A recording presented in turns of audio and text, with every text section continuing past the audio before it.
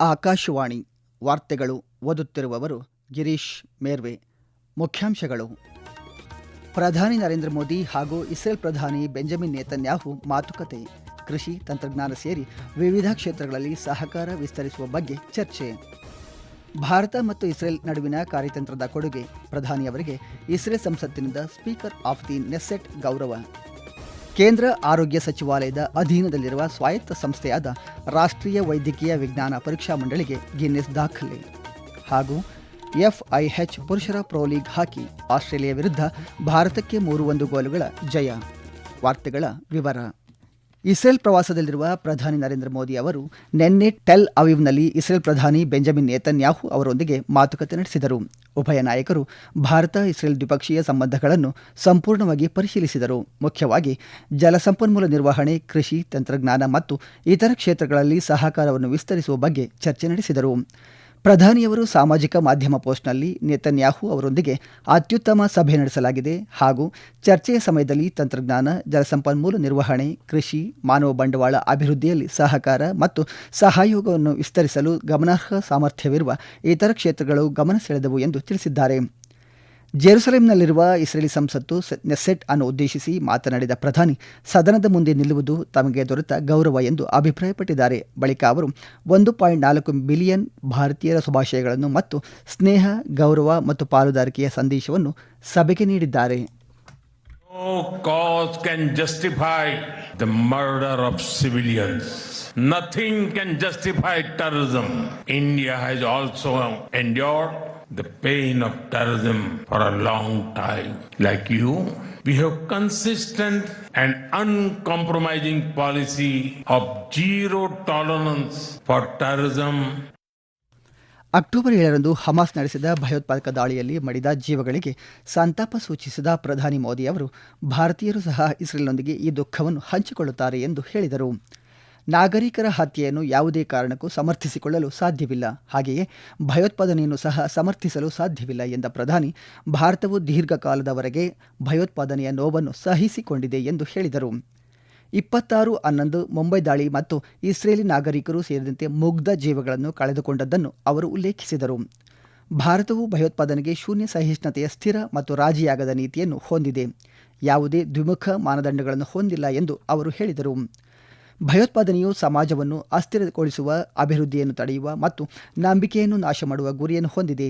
ಭಯೋತ್ಪಾದನೆಯನ್ನು ಎದುರಿಸಲು ನಿರಂತರ ಮತ್ತು ಸಂಘಟಿತ ಜಾಗತಿಕ ಕ್ರಮದ ಅಗತ್ಯವಿದೆ ಎಂದು ಅವರು ತಿಳಿಸಿದ್ದಾರೆ. ಭಾರತ ಮತ್ತು ಇಸ್ರೇಲ್ ನಡುವಿನ ಕಾರ್ಯತಂತ್ರದ ಸಂಬಂಧಗಳನ್ನು ಬಲಪಡಿಸುವಲ್ಲಿ ಪ್ರಧಾನಿ ನರೇಂದ್ರ ಮೋದಿ ಅವರ ಅಸಾಧಾರಣ ಕೊಡುಗೆಯನ್ನು ಗುರುತಿಸಿ ಇಸ್ರೇಲ್ ಅವರಿಗೆ ಸ್ಪೀಕರ್ ಆಫ್ ದಿ ನೆಸ್ಸೆಟ್ ಪದಕವನ್ನು ನೀಡಿ ಗೌರವಿಸಿದೆ. ಈ ಪದಕವನ್ನು ಪಡೆದ ಮೊದಲ ನಾಯಕ ಭಾರತದ ಪ್ರಧಾನಿ. ಇದು ನೆಸ್ಸೆಟ್ ಇಸ್ರೇಲ್ ಸಂಸತ್ತಿನ ಅತ್ಯುನ್ನತ ಗೌರವವಾಗಿದೆ. ಪ್ರಧಾನಿ ಮೋದಿ ಅವರು ಇಸ್ರೇಲ್ ಸಂಸತ್ತಿನಲ್ಲಿ ಮಾಡಿದ ಭಾಷಣದ ನಂತರ ನೆಸ್ಸೆಟ್ ಸ್ಪೀಕರ್ ಅಮೀರ್ ಓಹಾನಾ ಅವರು ಈ ಪ್ರಶಸ್ತಿಯನ್ನು ಪ್ರದಾನ ಮಾಡಿದರು. ಭಾರತ ಮತ್ತು ಇಸ್ರೇಲ್ ನಡುವಿನ ಕಾರ್ಯತಂತ್ರದ ಸಂಬಂಧಗಳನ್ನು ಬಲಪಡಿಸಲು ಪ್ರಧಾನಿ ನರೇಂದ್ರ ಮೋದಿ ಅವರು ತಮ್ಮ ವೈಯಕ್ತಿಕ ನಾಯಕತ್ವದ ಮೂಲಕ ನೀಡಿದ ಅಸಾಧಾರಣ ಕೊಡುಗೆಯನ್ನು ಗುರುತಿಸಿ ಈ ಪದಕವನ್ನು ಪ್ರದಾನ ಮಾಡಲಾಯಿತು. ಈ ಗೌರವವು ಒಬ್ಬ ವ್ಯಕ್ತಿಗೆ ಸಲ್ಲಿಸುವ ಗೌರವವಲ್ಲ, ಬದಲಾಗಿ ಭಾರತ ಮತ್ತು ಇಸ್ರೇಲ್ ನಡುವಿನ ಶಾಶ್ವತ ಸ್ನೇಹಕ್ಕಾಗಿ ಎಂದು ಪ್ರಧಾನಿ ನರೇಂದ್ರ ಮೋದಿ ಬಣ್ಣಿಸಿದ್ದಾರೆ. ರಕ್ಷಣೆ, ತಂತ್ರಜ್ಞಾನ, ಕೃಷಿ, ನಾವೀನ್ಯತೆ ಮತ್ತು ಆರ್ಥಿಕ ಸಹಕಾರದಾದ್ಯಂತ ದ್ವಿಪಕ್ಷೀಯ ಸಂಬಂಧಗಳನ್ನು ಗಾಢವಾಗಿಸುವಲ್ಲಿ ಪ್ರಧಾನಿ ನರೇಂದ್ರ ಮೋದಿ ಅವರ ಪಾತ್ರವನ್ನು ನೆಸ್ಸೆಟ್ ಪ್ರಶಸ್ತಿ ಎತ್ತಿ ತೋರಿಸಿದೆ. ಪ್ರಧಾನಿಯವರಿಗೆ ನೆಸ್ಸೆಟ್ ಸ್ಪೀಕರ್ ಪದಕ ನೀಡಿರುವುದು ಅವರ ರಾಜನೀತಿಯನ್ನು ಎತ್ತಿ ತೋರಿಸುತ್ತದೆ ಎಂದು ಕೇಂದ್ರ ಗೃಹ ಸಚಿವ ಅಮಿತ್ ಶಾ ಹೇಳಿದ್ದಾರೆ. ಇದು ಪರಸ್ಪರ ಸಬಲೀಕರಣಕ್ಕಾಗಿ ರಾಷ್ಟ್ರಗಳ ನಡುವೆ ಸಂಪರ್ಕವನ್ನು ಬೆಳೆಸುವ ಮತ್ತು ಮಾನವೀಯತೆಯ ಕಲ್ಯಾಣವನ್ನು ಮುನ್ನಡೆಸುವ ಅವರ ರಾಜನೀತಿಯನ್ನು ಎತ್ತಿ ತೋರಿಸುತ್ತದೆ ಎಂದು ಅಮಿತ್ ಶಾ ಸಾಮಾಜಿಕ ಮಾಧ್ಯಮ ಪೋಸ್ಟ್ನಲ್ಲಿ ಹೇಳಿದ್ದಾರೆ. ಎಲ್ಲರ ಕಲ್ಯಾಣಕ್ಕಾಗಿ ಮಾನವಕುಲದ ಉದ್ದೇಶವನ್ನು ಮುನ್ನಡೆಸಲು ಪರಸ್ಪರ ಸಬಲೀಕರಣಕ್ಕಾಗಿ ರಾಷ್ಟ್ರಗಳ ನಡುವೆ ಸೇತುವೆಗಳನ್ನು ರೂಪಿಸುವ ನಮ್ಮ ಪ್ರಧಾನಮಂತ್ರಿಯ ರಾಜನೀತಿಯನ್ನು ಇದು ಉದಾಹರಣೆಯಾಗಿ ತೋರಿಸುತ್ತದೆ ಎಂದರು. ಆರೋಗ್ಯ ರಕ್ಷಣೆಯಲ್ಲಿ ಕೃತಕ ಬುದ್ಧಿಮತ್ತೆ ಪಾಠದ ನೇರ ಪ್ರಸಾರವನ್ನು ಯೂಟ್ಯೂಬ್ನಲ್ಲಿ ಹೆಚ್ಚಿನ ವೀಕ್ಷಕರಿಗೆ ತಲುಪಿಸಿದ ಹಿನ್ನೆಲೆ ಕೇಂದ್ರ ಆರೋಗ್ಯ ಸಚಿವಾಲಯದ ಅಧೀನದಲ್ಲಿರುವ ಸ್ವಾಯತ್ತ ಸಂಸ್ಥೆಯಾದ ರಾಷ್ಟ್ರೀಯ ವೈದ್ಯಕೀಯ ವಿಜ್ಞಾನ ಪರೀಕ್ಷಾ ಮಂಡಳಿಗೆ NBEMS ಗಿನ್ನೆಸ್ ವಿಶ್ವ ದಾಖಲೆ ಮಾಡಿದೆ.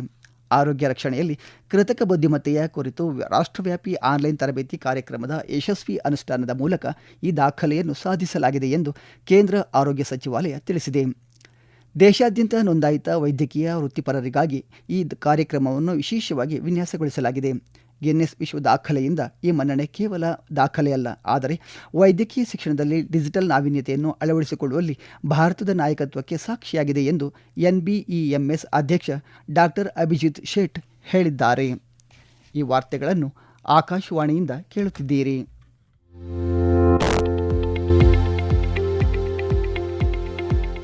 ನಮ್ಮ ಎಲ್ಲ ರಾಷ್ಟ್ರೀಯ ವಾರ್ತೆಗಳು ಹಾಗೂ ಪ್ರದೇಶ ಸಮಾಚಾರ ಈಗ ಆಕಾಶವಾಣಿ ನ್ಯೂಸ್ ಕನ್ನಡ ಯೂಟ್ಯೂಬ್ ಚಾನೆಲ್ನಲ್ಲಿ ಲಭ್ಯ. ನಮ್ಮ ಎಕ್ಸ್ ಖಾತೆ ಮತ್ತು ಇನ್ಸ್ಟಾಗ್ರಾಂ ಖಾತೆ ಆಕಾಶವಾಣಿ ನ್ಯೂಸ್ ಕನ್ನಡ. ಹೆಚ್ಚಿನ ಮಾಹಿತಿಗಾಗಿ ನಮ್ಮ ಫೇಸ್ಬುಕ್ ಖಾತೆ ಆಕಾಶವಾಣಿ ವಾರ್ತೆ ಕನ್ನಡವನ್ನು ಅನುಸರಿಸಿ. ಮಾಹಿತಿಗಳ ಹೂರಣ, ವಾರದ ಕಾರ್ಯಕ್ರಮ, ಪ್ರಚಲಿತ ವಿದ್ಯಮಾನ ಪ್ರತಿ ಬುಧವಾರ ರಾತ್ರಿ 9:15 ಪ್ರಧಾನಿ ನರೇಂದ್ರ ಮೋದಿ ಅವರು ಇನ್ಸ್ಟಾಗ್ರಾಂನಲ್ಲಿ 100 ಮಿಲಿಯನ್ ಫಾಲೋವರ್ಗಳ ಐತಿಹಾಸಿಕ ಮೈಲಿಗಲ್ಲನ್ನು ದಾಟಿದ್ದಾರೆ. ಇದರೊಂದಿಗೆ ಪ್ರಧಾನಿ ನರೇಂದ್ರ ಮೋದಿ ಅವರು ಇನ್ಸ್ಟಾಗ್ರಾಂನಲ್ಲಿ ಈ ಸಾಧನೆ ಮಾಡಿದ ಮೊದಲ ವಿಶ್ವ ನಾಯಕ ಮತ್ತು ರಾಜಕಾರಣಿಯಾಗಿದ್ದಾರೆ. ಪ್ರಧಾನಿ ಮೋದಿ 2014ರಲ್ಲಿ ಇನ್ಸ್ಟಾಗ್ರಾಂ ಖಾತೆ ಆರಂಭಿಸಿದ ಪ್ರಧಾನಿ ಅವರು ಇನ್ಸ್ಟಾಗ್ರಾಂನಲ್ಲಿ ಅಮೆರಿಕ ಅಧ್ಯಕ್ಷ ಡೊನಾಲ್ಡ್ ಟ್ರಂಪ್ಗಿಂತ 2 ಪಟ್ಟು ಹೆಚ್ಚು ಫಾಲೋವರ್ಗಳನ್ನು ಹೊಂದಿದ್ದಾರೆ. ಮುಂದಿನ 5 ಪ್ರಮುಖ ವಿಶ್ವ ನಾಯಕರ ಒಟ್ಟು ಫಾಲೋವರ್ಗಳ ಸಂಖ್ಯೆ ಪ್ರಧಾನಿ ಮೋದಿ ಅವರ ವೈಯಕ್ತಿಕ ಫಾಲೋವರ್ಗಳ ಸಂಖ್ಯೆಗಿಂತ ಕಡಿಮೆಯಾಗಿದೆ. ಅಮೆರಿಕ ಅಧ್ಯಕ್ಷ ಡೊನಾಲ್ಡ್ ಟ್ರಂಪ್ 43.2 ಮಿಲಿಯನ್ ಫಾಲೋವರ್ಗಳೊಂದಿಗೆ 2ನೇ ಸ್ಥಾನದಲ್ಲಿದ್ದಾರೆ. ಪ್ರಧಾನಿ ಇನ್ಸ್ಟಾಗ್ರಾಂನಲ್ಲಿ ಇತರ ಭಾರತೀಯ ರಾಜಕೀಯ ನಾಯಕರಿಗಿಂತ ಮುಂದಿದ್ದಾರೆ. 2ನೇ ಸ್ಥಾನದಲ್ಲಿರುವ ಉತ್ತರ ಪ್ರದೇಶದ ಮುಖ್ಯಮಂತ್ರಿ ಯೋಗಿ ಆದಿತ್ಯನಾಥ್ ಸುಮಾರು 16.1 ಮಿಲಿಯನ್ ಫಾಲೋವರ್ಗಳನ್ನು ಹೊಂದಿದ್ದಾರೆ. ಭಾರತವು ಸಂಘರ್ಷಕ್ಕಿಂತ ಸಂವಾದಕ್ಕೆ, ವಿಭಜನೆಗಿಂತ ಒಮ್ಮತಕ್ಕೆ ಮತ್ತು ಸಂಕುಚಿತ ಹಿತಾಸಕ್ತಿಗಳಿಗಿಂತ ಮಾನವ ಕೇಂದ್ರಿತ ಅಭಿವೃದ್ಧಿಗೆ ಸದಾ ಒತ್ತು ನೀಡಿದೆ ಎಂದು ವಿದೇಶಾಂಗ ವ್ಯವಹಾರಗಳ ಸಚಿವ ಡಾಕ್ಟರ್ ಎಸ್ ಜೈಶಂಕರ್ ತಿಳಿಸಿದ್ದಾರೆ.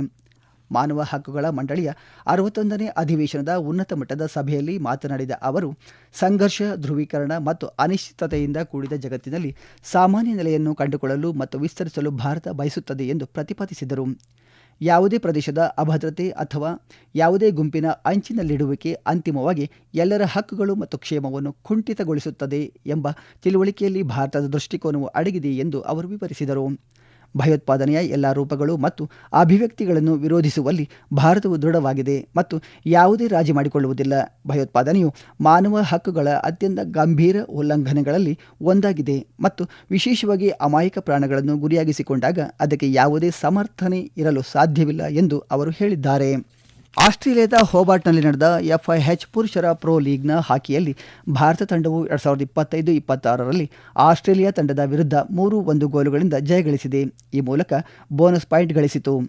51ನೇ ನಿಮಿಷದಲ್ಲಿ ಶಿಲಾನ್ ಲಾಕ್ರಾ ಭಾರತ ಪರ ಗೋಲು ಗಳಿಸಿದರೆ 49ನೇ ನಿಮಿಷದಲ್ಲಿ ನಾಯಕ ಜೆರೆಮಿ ಹೇವರ್ಡ್ ಆಸ್ಟ್ರೇಲಿಯಾ ಪರ ಗೋಲು ಗಳಿಸಿದರು. ನಂತರ ಶೂಟೌಟ್ ಸಮಯದಲ್ಲಿ ಶಿಲಾನ್ ಲಾಕ್ರಾ, ಮಣಿಂದರ್ ಸಿಂಗ್ ಮತ್ತು ವಿಷ್ಣುಕಾಂತ್ ಸಿಂಗ್ ಕ್ರಮವಾಗಿ 1-1 ಗೋಲು ಗಳಿಸಿದರು.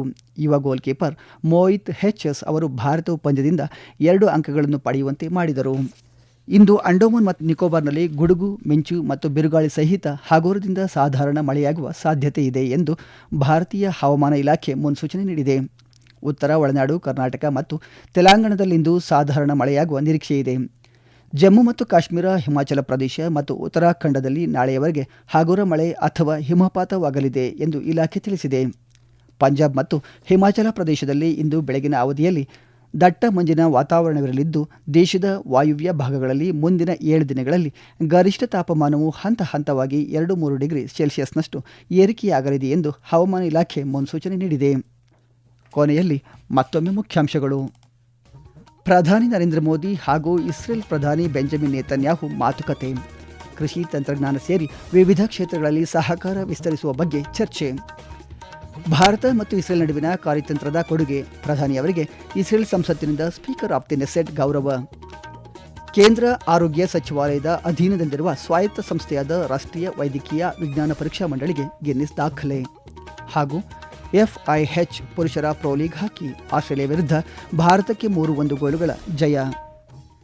ಇಲ್ಲಿಗೆ ವಾರ್ತಾ ಪ್ರಸಾರ ಮುಕ್ತಾಯವಾಯಿತು. ನಮ್ಮ ಮುಂದಿನ ವಾರ್ತಾ ಪ್ರಸಾರ ಈ ಮಧ್ಯಾಹ್ನ 12 ಗಂಟೆಗೆ.